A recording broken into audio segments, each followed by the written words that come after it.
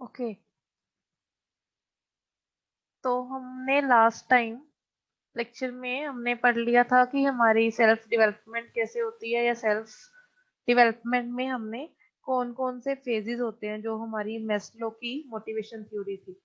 अब हमारा next topic है सेल्फ कंसेप्ट का। ठीक है। सेल्फ कंसेप्ट में क्या आएगा कि हमने अपने बारे में सारा जानना है ताकि हम सेल्फ डेवलपमेंट कर सके। तो उसके 3 लेवल्स होते हैं। ठीक है। सेल्फ कंसेप्ट का मतलब अपने बारे में जानना, what you understand about your self, इसकी डेफिनेशन ही है। ठीक है। और इसमें आएगा क्या क्या, हमने अपने सोशल करेक्टर के बारे में जानना है।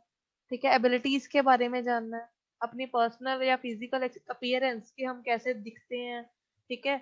और हम कैसे एक दूसरे के साथ रिएक्ट करते हैं, कैसे किसी के साथ बिहेव करते हैं, वो सारा आएगा हमारे सेल्फ कंसेप्ट में। इसके अलावा हमारी कैसी थिंकिंग है, हमारी हमारी कैसी सोच है। ठीक है। वो चीज भी हमारे सेल्फ कंसेप्ट में ही आती है। नेक्स्ट चीज जो हमारी सेल्फ कंसेप्ट के बारे में हमने पढ़नी है, that is the different factors of self development. First is social aspect, कि सोशल एस्पेक्ट में हमारी सेल्फ डेवलपमेंट कैसे, हम अपनी सेल्फ कंसेप्ट के बारे में जानेंगे कि हम सोशल एस्पेक्ट में हम क्या क्या कह सकते हैं, कि हम कैसे दिखते हैं, हमारी कैसे हम कैसे इंटरेक्ट करते हैं दूसरे पर्सन के साथ। बेसिकली अगर आपको सोशल एस्पेक्ट के बारे में बताना है तो आप ये बोल सकते हो कि it is the ability to interact with other people, कि हम कैसे दूसरे पर्सन के साथ इंटरेक्ट करते हैं अपनी लाइफ में। जो भी हमारे फ्रेंड्स होते हैं, हम या फिर कोई अननोन पर्सन आता है, हम अगर उससे कैसे बात करते हैं, हम उसके साथ कैसे बिहेव करते हैं, या कैसा हमारा इंटेलेक्चुअल हम यूज करते हैं उस टाइम पे अगर सामने वाले पर्सन के साथ बात करने के लिए। वो आएगा सोशल एस्पेक्ट में। नेक्स्ट है हमारे फिजिकल एस्पेक्ट्स। फिजिकल में हमारी फिजिकल अपीयरेंस, या फिर हमारी फिजिकल कंडीशंस, ओवरऑल अपीयरेंस आ जाएगी, हमारे लुक्स आ जाएंगी, हमारी हेल्थ आ जाएगी। ये सारे चीजें जो है, जो सारे फैक्टर्स हमारे फिजिकल सेल्फ कंसेप्ट के लिए हैं। Then next is psychological. Psychology में क्या आता है, हमारी माइंड की डिफरेंट स्टेट्स, कि हमारे हम कैसे हैं, हम खुश हैं, हम पॉजिटिव एटीट्यूड वाले हैं या नेगेटिव एटीट्यूड वाले हैं। ठीक है। हम कैसे दूसरों के साथ रिएक्ट करते हैं अपनी फीलिंग्स को सोच के, या फिर हम कैसे अपनी इमोशनल स्टेट्स के बारे में अवेयर हैं या नहीं है। ये सारी चीजें हमारी फिजियोलॉजिकल या फिर साइकोलॉजिकल बोल सकते हो, इस एस्पेक्ट में आएगी।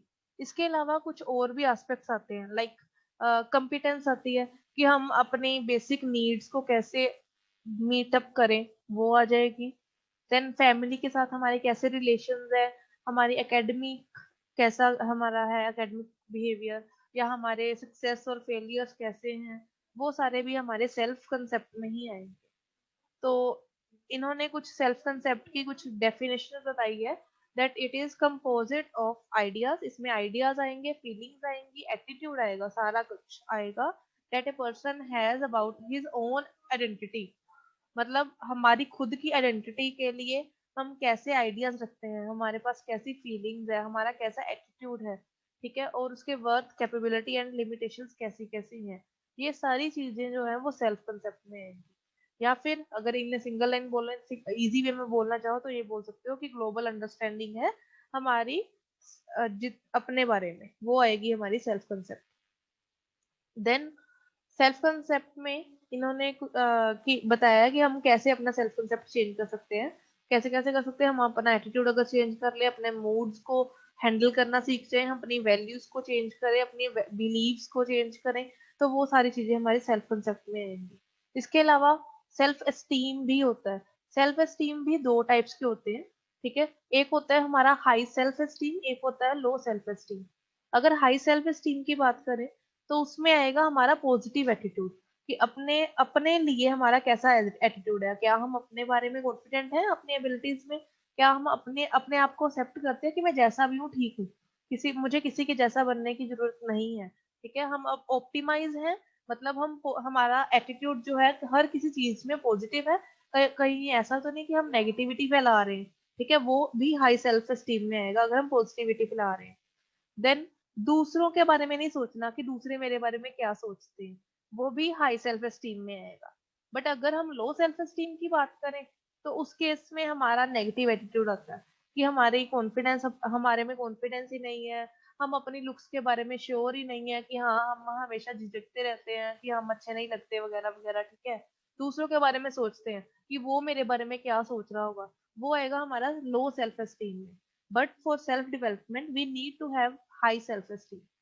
दो टाइप्स के सेल्फ एस्टीम है, दोनों सेल्फ कंसेप्ट में आएंगे। First is high self esteem, जो हमारा पॉजिटिव एटीट्यूड बताएगा।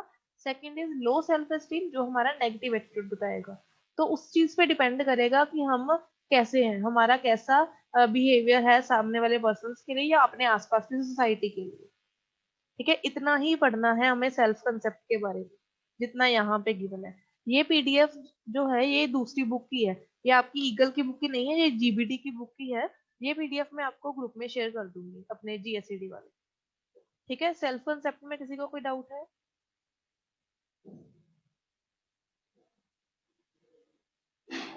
No ma'am. Okay okay, next है हमारी पर्सनैलिटी। अब अगर हम अपने आप को मैनेज करना है तो जनरल सी बात है, हमें अपनी पर्सनैलिटी मैनेज करनी पड़ेगी। तो पर्सनैलिटी है क्या एक्चुअल में अगर पूछे, तो बस आप ये बोल सकते हो कि पर्सनैलिटी बेसिकली दो वर्ड से बना है। ठीक है, पर्सन एंड एलिटी।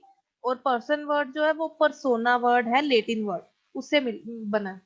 परसोना का मीनिंग होता है मास्क, जो हम अपने फेस पे पहनते हैं ताकि अपने फीलिंग्स को हाइड कर ले। ठीक है, आजकल तो हम नॉर्मल मास्क पहन रहे हैं, बट जो इस मास्क की बात बोली वो पूरा फेस कवर अप करता है। ठीक है, तो बेसिकली इसमें है क्या कि हम दूसरे पर्सन को अपना कौन सा व्यू बता दिखा रहे हैं, वो आएगा हमारी पर्सनैलिटी में। या फिर ऐसे बोल सकते हो कि ये एक साइंस है जो डिस्क्राइब करती है या फिर हमें बताती है हमारे बारे में, और दूसरों को भी बारे में बताती है, और हमें दूसरे पर्सन को अंडरस्टैंड करने के लिए हेल्प करती है।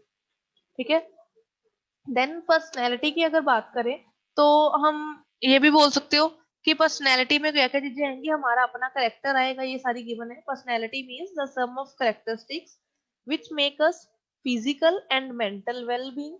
हमारे फिजिकली हमारा जो बेसिकली हमारी फिजिकल वेल बीइंग के लिए है और मेंटल वेल बीइंग के लिए भी, दोनों चीजें इंक्लूड होंगी। तो हमारी physical appearance as well as our mental abilities, दोनों चीजें इंक्लूडिंग अपीयरेंस आ गई, मैनर्स आ गए, हमारे कैसे मैनर्स हैं, हॉबीज कैसी हैं, हमारी टेस्ट कैसा है, मोरल कैरेक्टर कैसा है, या फिर इमोशंस, बिहेवियर, कैपेबिलिटीज, क्वालिटीज, ये सारी चीजें हमारी पर्सनैलिटी पर्सनैलिटी की करेक्टरिस्टिक्स में आती है।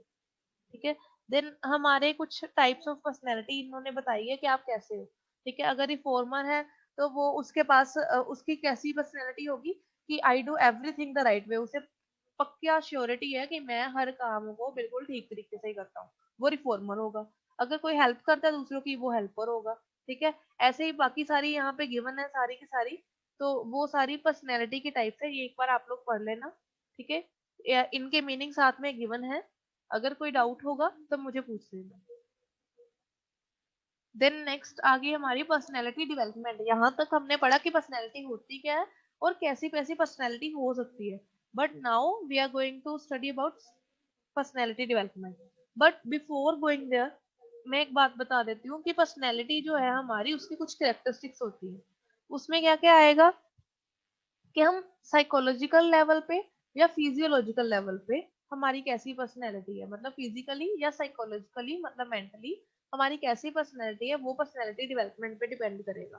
ठीक है, इसी के साथ साथ हमारा बिहेवियर और एक्शन या फिर हमारे एक्सप्रेशन, वो भी पर्सनैलिटी डेवलपमेंट में ही आएंगे।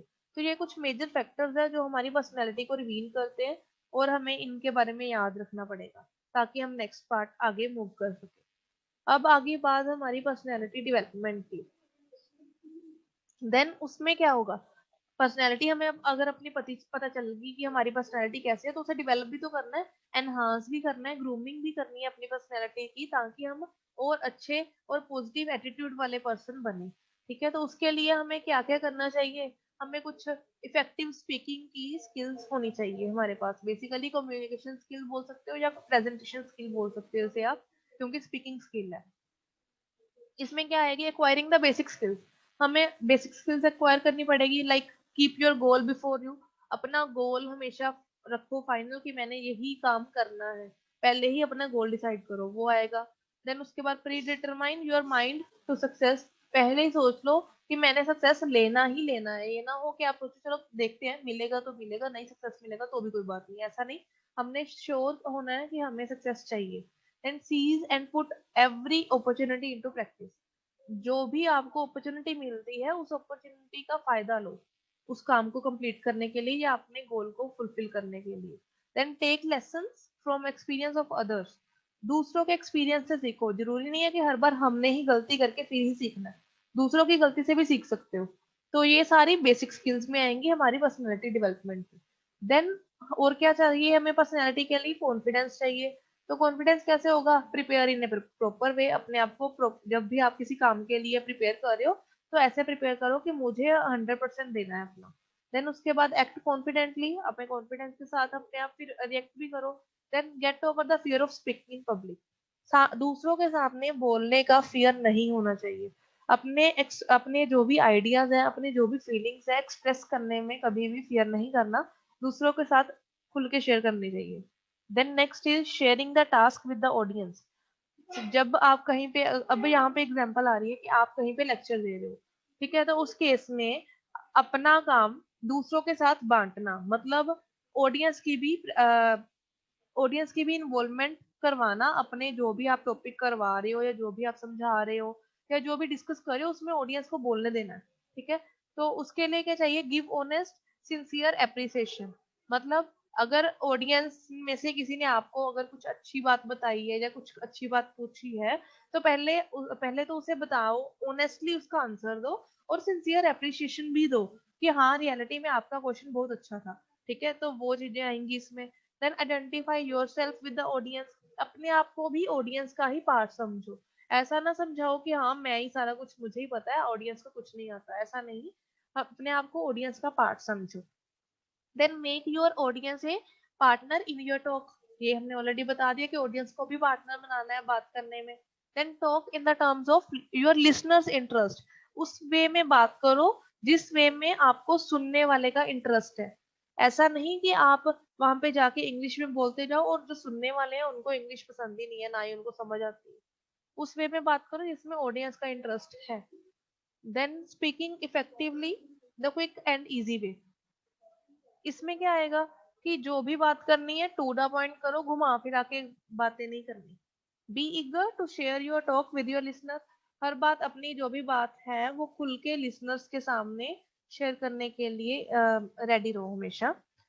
B sure you are excited about your subject, अगर आप एक्साइटेड नहीं होगे तो आपकी ऑडियंस भी एक्साइटेड नहीं होगी। Then speaking about something you have learn through experience और स्टडी, मतलब अपने एक्सपीरियंसेस या अपने स्टडीज को भी शेयर करना स्टार्ट करो जब आप ऑडियंस के साथ बात कर रहे हो। ये बेसिक फैक्टर्स हैं इफेक्टिव स्पीकिंग के भी और पर्सनैलिटी डेवलपमेंट के लिए भी। एक बार रीड आउट कर लो, अगर कोई डाउट है तो पूछ लो, अभी हम डिटेल में उसे डिस्कस कर लेंगे। 2 मिनट लो, रीड आउट कर लो, अगर कोई डाउट है तो पूछ सकते हो।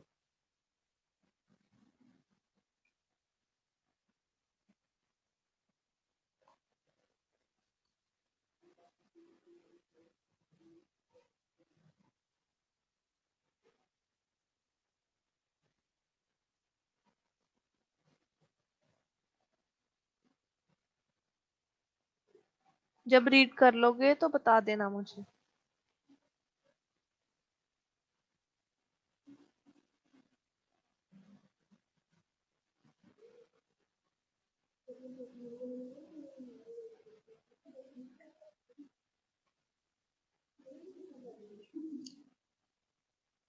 अच्छा क्लास, एक बात बताओ, जब भी आप किसी पर्सन के साथ बात कर रहे हो तो उस टाइम पे आपका बॉडी स्ट्रक्चर कैसा होना चाहिए, किसी को पता है? Ma'am normal posture. Normal posture. For example आप खड़े हो तो कैसे बात करोगे सामने वाले पर्सन के साथ? मैम जो लिसनर है, जो सुन रहा है हमारी मैम बात, उसकी तरफ फेस करते हैं मैम। की तरफ देख के, मतलब आई कांटेक्ट करना, ठीक है। और हैंड मूवमेंट्स वगैरह। मैम हैंड मूवमेंट्स करनी है, ठीक है। और राघव कुछ बोल रहा था? मैं पोलाइटली बात करेंगे। पोलाइटली बात करेंगे, ठीक है। और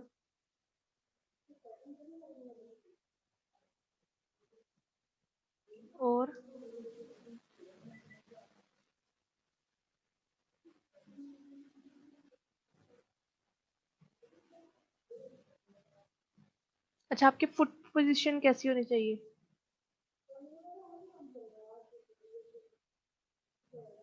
आपकी फुट पोजीशन कैसी होनी चाहिए उस टाइम पे? टेढ़े मेढ़े रखे होने चाहिए पैर, या सीधे होने चाहिए, या कैसे, किस टाइप में होने चाहिए, मतलब किसकी तरफ पॉइंटिंग होने चाहिए, ऐसा कुछ?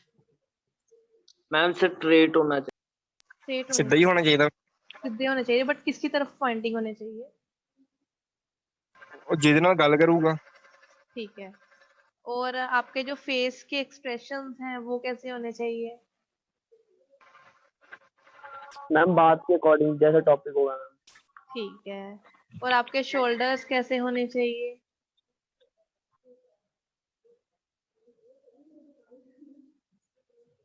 हाँ जी, शोल्डर्स की पोजीशन मतलब स्ट्रेट। नहीं नहीं, बेसिकली एक शोल्डर ऊंचा एक नीचे, ऐसे कुछ, या एक आगे एक पीछे, कुछ ऐसा? Equal equal. इक्वल इक्वल नहीं, शोल्डर्स जो है वो इवन होने चाहिए, मतलब दोनों सीधे, बट थोड़े से पीछे को पुल्ड बैक होने चाहिए, थोड़े से। ऐसा नहीं कि बिल्कुल ही शोल्डर्स पीछे कर लो, ठीक है। थोड़े से पुल्ड बैक, दैट शोज कि आपकी जो बैक है, बेसिकली बैकबोन है, वो बिल्कुल सीधी दिखे, मतलब सीधी रहे। तो उस पोजीशन में भी ये भी एक पॉइंट है उसका। देन आपका जो हेड होता है वो बिल्कुल सीधा, टेढ़ा नहीं रखनी। कई कई लोगों को आदत होती है टेढ़ी करके बात करनी, वो नहीं होनी चाहिए। बिल्कुल आपके शोल्डर्स के मिडिल में होना चाहिए। आर्म्स भी आपकी बेसिकली आप ऐसे बोल सकते हो कि आर्म रेस्टिंग मोड पे होने चाहिए, बट आपके जो हैंड्स हैं वो बंद होने चाहिए। तो मतलब बेसिकली आप ऐसे बोल सकते हो कि हैंड्स जो हैं वो टर्न्ड होने चाहिए आपके थाई की तरफ, एंड बेसिकली मुट्ठी बंद जिसे बोलते हैं, ऐसी पोजीशन में होने चाहिए, ठीक है। देन आपका फेस एक्सप्रेशंस प्लीजेंट होने चाहिए, सामने वाले को अग्रेसिव नहीं लगने चाहिए, चाहे आप अग्रेसिव हो तब भी, ठीक। देन आपकी फीट पोजीशन है वो स्ट्रेट होनी चाहिए, बट जो दोनों आपके दोनों पैरों के बीच में डिस्टेंस है वो मैक्सिमम 4 to 6 इंचेस तक अपार्ट होना चाहिए। अगर आप इससे ज्यादा डिस्टेंस रखोगे तो वो थोड़ा सा ऐसी फील देगा कि आप काफी अक्कड़ के बोल रहे हो सामने वाले पर्सन को, ठीक है। तो आपकी जो चिन है वो भी पैरेलल टू फ्लोर होनी चाहिए। आप ऐसा ना हो कि गर्दन ऊंची करके बात करो, ऐसे नहीं, नॉर्मल वे में बात करनी है। तो ये बेसिकली कुछ फैक्टर्स हैं, ये भी हमारी पर्सनैलिटी को रिवील करते हैं, बट ये हमारे पोस्चर के फैक्टर्स हैं, ठीक है। वो भी आपके सिलेबस में है, आई थिंक आगे आएंगे, वो देख लेंगे एक बार हम, ठीक। और एक और बात कि आपके जो हैंड मूवमेंट्स हैं उनका कोई गलत मीनिंग नहीं निकलना चाहिए, कि सामने वाले पर्सन को आप बात इजी वे में कर रहे हो, बट उसे आपको हैंड मूवमेंट्स का गलत मीनिंग निकले और वो आपसे अग्रेसिव हो जाए, ठीक है। तो पहले तो आएगी हमारे कुछ फाइन पर्सनैलिटी के लिए कुछ फैक्टर्स, उसमें आएंगी काइंडनेस, हमारी पर्सनैलिटी में होनी चाहिए। अनसेल्फिशनेस, सेल्फिशनेस नहीं होनी चाहिए। Obedience to ideals and principles, अपने जो भी संस्कार और आदर्श हैं जो हमें सिखाए हैं हमारे पेरेंट्स ने, उनके उनको ओबे करना है। ट्रुथफुलनेस, सच बोलना है। रिलीजन और स्पिरिचुअली, मतलब अपने सभी रिलीजन्स की रिस्पेक्ट करनी है। ऐसा नहीं कि अपने रिलीजन की रिस्पेक्ट करो बाकी रिलीजन्स की डिसरिस्पेक्ट करो, नहीं, सभी के रिलीजन की रिस्पेक्ट करनी है, ठीक है। उसके बाद cleanliness of both mind and body, ऐसा ना हो कि आप जाओ इंटरव्यू देने और आपके फेस पे कुछ लगा है, या फिर मिट्टी वगैरह लगी है, या फिर आपके फेस पे स्याही वगैरह कुछ लगी है, कुछ भी ऐसा गलत चीज नहीं होनी चाहिए। और माइंड भी आपका साफ होना चाहिए, मतलब कहते हैं ना कि गंदा माइंड नहीं होना चाहिए, वो वाला पार्ट, ठीक है। तो नेक्स्ट है गुड डिस्पोजिशन। बेसिकली इसमें आता है हमारे डिफरेंट मूड्स के बारे में, कि हमारा मूड जो है वो अच्छा होना चाहिए इसके लिए। Then honesty in all things, हर चीज में ऑनेस्टी दिखानी है, ईमानदारी, लॉयल्टी होनी चाहिए, गुड हेल्थ होनी चाहिए, तभी आप किसी के साथ बात कर सकते हो। ये कुछ फैक्टर्स बोल सकते हो या रिक्वायरमेंट्स बोल सकते हो, हमारी पर्सनैलिटी को अच्छा बनाने के लिए हेल्पफुल है। देन आ गया हमारा पोस्चर डेवलपमेंट। पोस्चर में इन्होंने क्या बताया कि hold the head high over and middle the of your shoulders, मतलब शोल्डर्स के बिल्कुल बीच में, बट सीधा सिर, बीच में गर्दन बड़ी हुई वाला नहीं करना, बेसिकली सीधी गर्दन होनी चाहिए आपकी और शोल्डर्स के बीच में। Then shoulders even and pulled a little back, basically थोड़े से पीछे को पुल होने चाहिए, ऐसा नहीं कि आप काफी पुल करो, मैक्सिमम 1 to 2 इंचेस पीछे को पुल होने चाहिए जब आप खड़े होकर बात कर रहे हो किसी के साथ। Then arms resting easily at your sides with the palms turned toward your thighs, basically आपके जो palms मतलब हथेली है वो आपके थाइस की तरफ टर्न होनी चाहिए, बट आर्म्स जो है वो रेस्टिंग मोड पे मतलब ढीली छोड़ी हुई होनी चाहिए। या फिर अगर ऐसा डिफिकल्ट लगता है तो जैसे हम पीछे को अपने पीछे दोनों हाथ करके एक एक दोनों हाथों को एक दूसरे के साथ पकड़ लेते हैं, तो वैसी पोजीशन भी ठीक है आर्म्स की। Then pleasant composure on face, basically आपके फेस पे प्लीजेंट व्यूज होने चाहिए, प्लीजेंट इमोशंस होने चाहिए। Then feet pointing straight ahead, feet बिल्कुल सीधे होने चाहिए किस तरफ, जिस तरफ आप बात कर रहे हो, एंड 4 to 6 इंचेस अपार्ट होने चाहिए। Then chin parallel to the floor, बिल्कुल सीधी गर्दन होनी चाहिए, कईयों की गर्दन ऊपर को होती है, लाइक काफी एटीट्यूड दिखा रहे होते हैं तो आपकी गर्दन ना बाय द वे अपने आप ही ऊपर हो जाती है, तो वो आपका गलत एटीट्यूड शो करता है। बेसिकली ये सारे पोस्टर्स जो है ना, ये सारी जो फैक्टर्स हैं ये उस टाइम पे आपके बहुत हेल्प करते हैं जब आप कहीं पे इंटरव्यू के लिए जाओ, या फिर अगर आप किसी हायर अथॉरिटी के सामने खड़े होते हो, तो उस टाइम पे आपको ये सारे पॉइंट्स को याद रख के ही काम करना चाहिए। तो सामने वाले पर्सन को रिस्पेक्ट शो होती है आपकी, चाहे आप बोल के रिस्पेक्ट नहीं कर सकते बट कम से कम अपने पोस्टर की हेल्प से तो रिस्पेक्ट कर सकते हो। तो वो फैक्टर्स हैं ये सारे।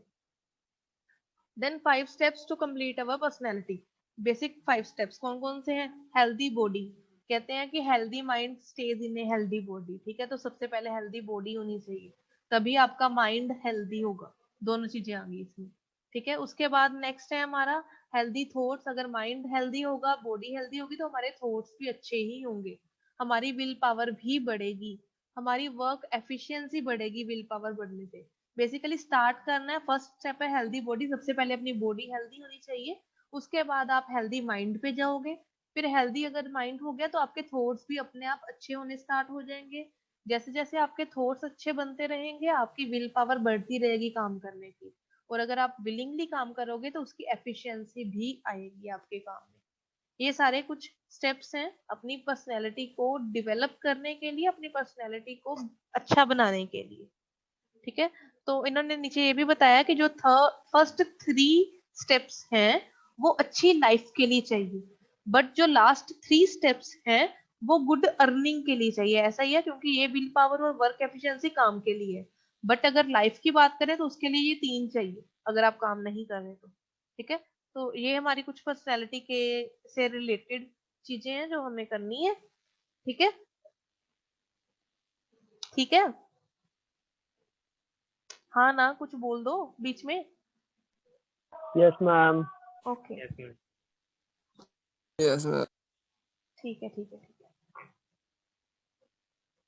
अच्छा, अब आ गया नेक्स्ट टॉपिक हमारा कुछ ट्रेट्स। अब ट्रेट्स क्या होते हैं? ट्रेट्स होते हैं कुछ रूल्स, मतलब हमारी पर्सनैलिटी को अच्छे बनाने के लिए कुछ रूल्स होते हैं जो हमारे में हमें ये फॉलो करने चाहिए बेसिकली, ठीक है। तो ट्रेट्स आर डिस्टिंग्विशिंग क्वालिटीज, कुछ क्वालिटीज है, कुछ करेक्टरिस्टिक्स है एक पर्सन की जो दूसरे पर्सन से आपको डिस्टिंग्विश करती है, डिफरेंट शो करती है आपको, ठीक है। तो उसमें सबसे पहले है आपकी कॉन्शियसनेस, कि आप कॉन्शियसली किसी काम को कर रहे हो या नहीं कर रहे, मतलब प्रॉपरली आप उस काम के लिए कैपेबल हो, आप सेल्फ डिसिप्लिन हो, आपके पास सेल्फ डिसिप्लिन है उस काम को करने के लिए, आप कैसे एक्ट करते हो किसी काम के लिए, आपने एम रखा है अचीवमेंट के लिए, मतलब गोल सेटिंग की है उस काम को करने के लिए, ये सारी चीजें आएंगी हमारे फर्स्ट फैक्टर में, दैट इज कॉन्शियसनेस।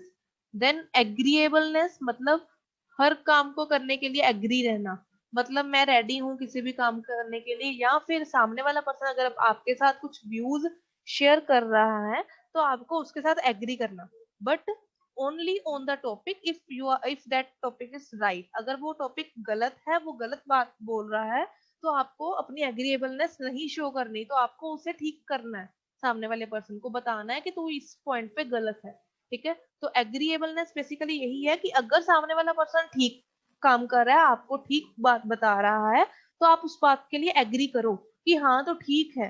बट हमें 100% एग्री रहना नहीं चाहिए। हम कहीं ना कहीं हमें डिसएग्री भी होना पड़ता है, क्योंकि हर बार सामने वाला पर्सन हमें ठीक बात बताए ऐसा भी नहीं हो सकता, और हर बार ऐसा भी नहीं है कि आप ही गलत हो और आपको दूसरे के साथ ही एग्री करना हो। आपको दूसरे को भी अपने पॉइंट पे एग्री करवाना, वो भी इसी में आएगा। देन इमोशनल स्टेबिलिटी, अपने इमोशंस को स्टेबल करना। इमोशंस के लिए हमारा माइंड हेल्दी होना चाहिए, उसके लिए हमारी बॉडी भी हेल्दी चाहिए, ठीक है। तो इमोशंस जब आएंगे तो उसमें हमारा स्ट्रेस एक फैक्टर आता है। स्ट्रेस क्या होता है? किसी भी काम को करने के टाइम पे जब हम उसका बर्डन समझ के उस काम को करते हैं, तो हमें स्ट्रेस हो जाता है कि हाय अगर ये काम कंप्लीट ना हुआ तो क्या होगा, ठीक है। तो स्ट्रेस को कंट्रोल करना, वो आएगा हमारी इमोशनल स्टेबिलिटी में। हमें अपने इमोशंस को हमेशा स्टेबल रखना है। ऐसा नहीं है कि कभी हमारी लाइफ में कोई गलत सिचुएशन आती है तो हम उसी टाइम पे रिएक्ट करें, नहीं।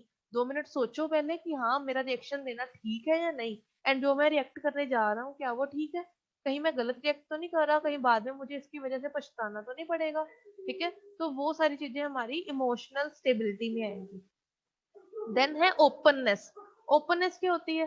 कि सामने वाले पर्सन के इंटरेस्ट को या क्रिएटिविटी को ओपनली उसे अपनाना, या फिर आप ऐसे बोल सकते हो कि अप्रिशिएट करना। किसी ने अगर वो काम किया, लाइक आर्ट का काम किया, या इमोशंस अच्छे हैं किसी के, या फिर उसके आइडियाज अच्छे हैं, इमेजिनेशन अच्छी है, क्यूरियोसिटी है उसमें, या फिर एक्सपीरियंस अच्छा है, तो उस चीज को आप ओपनली अप्रिशिएट कर सको, वो आएगा हमारा ओपननेस में।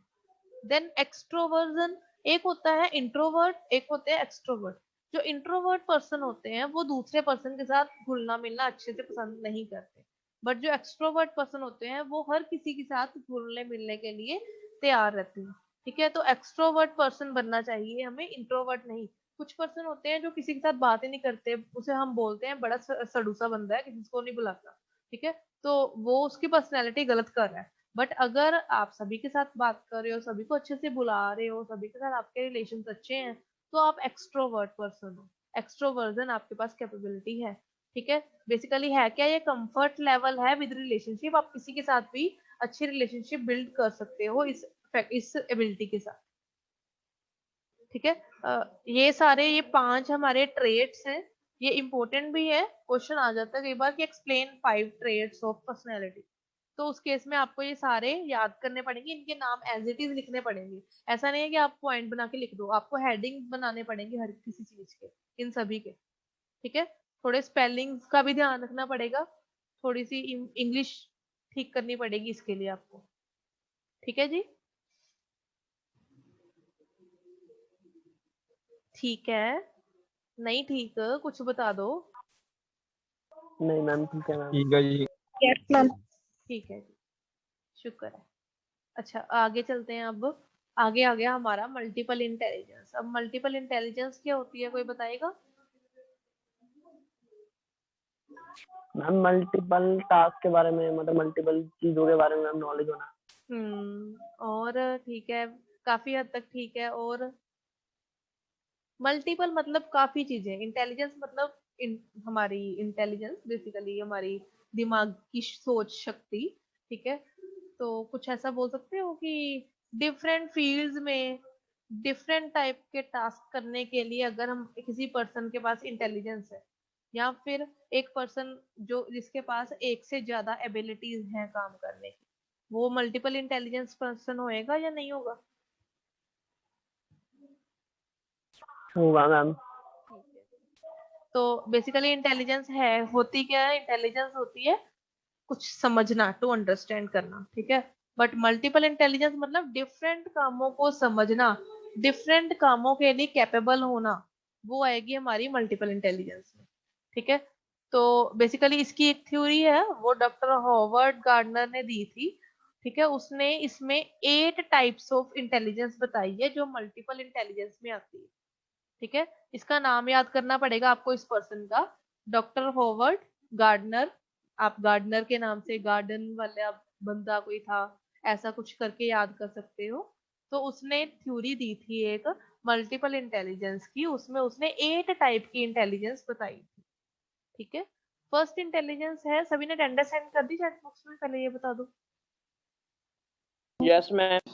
अगर किसी ने नहीं की वो सेंड कर दो अटेंडेंस, ठीक है, मैं वहीं से अटेंडेंस लूंगी। तो फर्स्ट इंटेलिजेंस इसने बताई लिंग्विस्टिक इंटेलिजेंस, मतलब किसी के पास लैंग्वेज की इंटेलिजेंस है। मतलब उसमें क्या होगी कि वो पर्सन अपने वर्ड्स जो भी यूज करता है किसी के साथ बात करने के लिए, वो बड़े स्मार्टली वर्ड्स को चूज करके वही वर्ड्स यूज करता है जो सामने वाले के माइंड पे इफेक्ट करें डायरेक्टली। ठीक है, वो होगा लिंग्विस्टिक इंटेलिजेंट पर्सन। मतलब ऐसे बोल सकते हो कि अच्छा स्पीकर होना लिंग्विस्टिक इंटेलिजेंस में आएगा। ठीक है, नेक्स्ट है हमारी लॉजिकल मैथमेटिकल इंटेलिजेंस। इसमें इन्होंने बताया कि नंबर रीजनिंग स्मार्ट, मतलब जो मैथमेटिक्स में जो भी टर्म्स आती हैं आपके पास उसकी इंटेलिजेंस है, या फिर आप रीजनिंग अच्छी कर सकते हो। लाइक आपको अगर कोई बोल दे कि जी मेरा तो 31 फरवरी को बर्थडे आता है, तो कई पर्सन बोलेंगे हाँ होगा 31 फरवरी को, कईयों को याद आएगा कि नहीं मैम 31 फरवरी तो होती नहीं है। ठीक है, तो जिनको याद आएगा 31 फरवरी तो होती नहीं है, ठीक है, वो होंगे हमारे लॉजिकल मैथमेटिकल इंटेलिजेंस, जिनके पास थोड़ा सा मैथमेटिकल कैलकुलेशंस के लिए भी माइंड है। या फिर कोई पर्सन अगर आपको बोल दे कि मेरा बर्थडे जी 29 मेरा बर्थ ना 29 फरवरी 2019 को हुआ था। ठीक है, तो आप कई सोचेंगे कि तो हो सकता है, ये तो पॉसिबल है, 29 फरवरी 2019 हो सकता होगी, 29 वाली भी होती है। बट अगर सोचें तो 2019 में 29 फरवरी नहीं थी, 28 फरवरी ही लास्ट डेट थी फरवरी की। ठीक है, तो वो भी इसी में आएगा, वो वाली इंटेलिजेंस भी इसी में आएगी। बेसिकली आप बोल सकते हो कि कैलकुलेट करना, मेजर करना, वेट करना, ऑर्गेनाइज करना डाटा को, ये सारे काम जो हैं वो लॉजिकल और मैथमेटिकल इंटेलिजेंस में आएंगे। और ये सेकंड टाइप की इंटेलिजेंस उसने बताई है। ठीक है, देन आ गई हमारी स्पेशल इंटेलिजेंस, मतलब पिक्चर्स में स्मार्ट होना, किसी आर्ट एंड क्राफ्ट के काम के लिए बेसिकली जो होगी वो आएगी हमारी स्पेशल इंटेलिजेंस। ठीक है, देन नेक्स्ट है बॉडीली या फिर इनिस्टिक इंटेलिजेंस। इसमें आएगा बॉडी स्मार्ट पर्सन, जिसके पास फिजिकल एबिलिटीज हैं, लाइक डांस करना, योगा करना, स्पोर्ट्स में हैंड ऑन टास्क, मतलब प्रैक्टिकल वर्क में काफी अच्छा है, या फिर dance, yoga, extra curricular activities में अगर कोई पर्सन काफी अच्छा है एक्सेप्ट देन स्टडीज, देन उसके पास ये वाली इंटेलिजेंस होती है।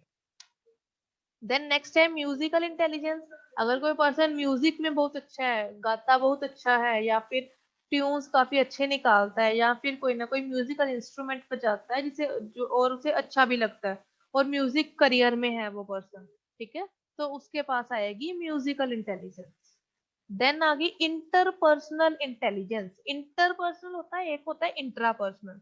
अगर इंटर की बात करें तो वो होती है दूसरे लोगों के साथ, मतलब सोशली स्मार्ट होना। ठीक है, दूसरे लोगों के साथ स्मार्टली वर्क करना, डिस्कशन अच्छी करनी, कोऑपरेटिव वर्क करना, सोशल एक्टिविटीज में पार्टिसिपेट करना, ये सारी आएंगी हमारी इंटरपर्सनल इंटेलिजेंस में। बट अगर इंट्रापर्सनल की बात करें, जैसे इंट्रानेट एक ऑर्गेनाइजेशन का अपना नेटवर्क होता है, वैसे ही इंट्रापर्सनल इंटेलिजेंस मतलब अपने आप की इंटेलिजेंस।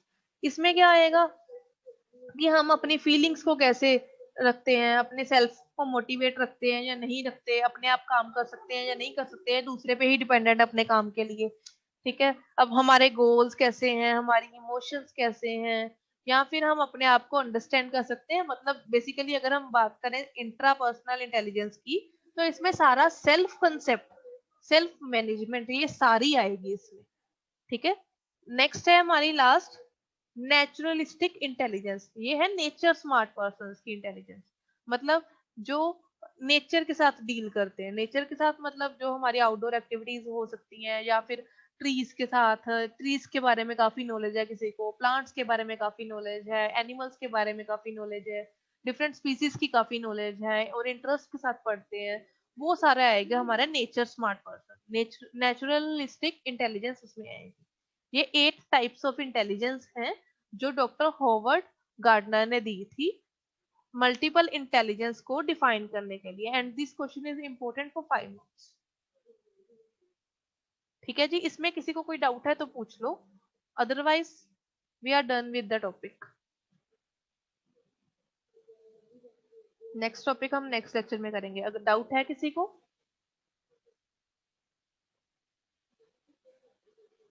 क्लास डाउट है या नहीं, कुछ जवाब देना है। No ma'am. No ma'am. Excuse me ma'am. हाँ जी, मैम एक डाउट है मैम। हाँ जी बोलो।